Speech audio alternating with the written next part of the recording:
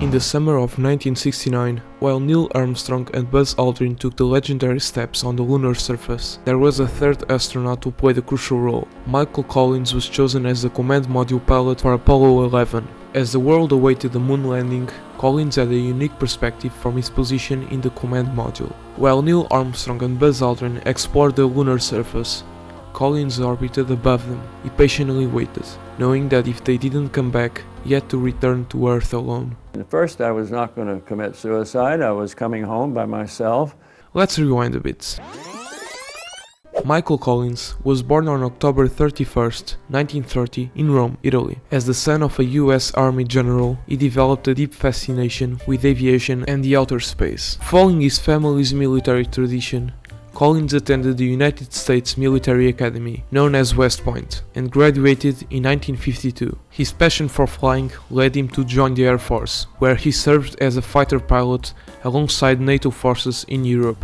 After returning from Europe, he became a test pilot, and 3 years later, Collins applied to join NASA in 1963. He was accepted and took part of NASA's Group 3. I won't get very deep into NASA's training, that's a topic for another video. Well, in July 1966, he made his first journey into outer space alongside command pilot John Young.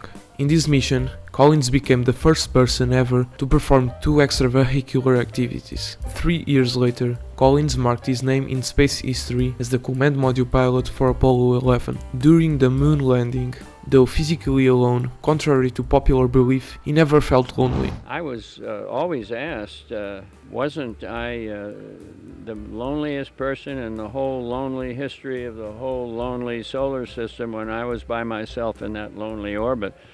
And the answer was no, I felt fine. The time that I was by myself, I was enjoyable, perfectly enjoyable. I had hot coffee, I had music if I wanted it. When the mission ended and the astronauts returned to Earth, they were hailed as heroes. Collins, Armstrong and Aldrin received numerous accolades and embarked on goodwill trips around the world, sharing their experiences with people from all walks of life.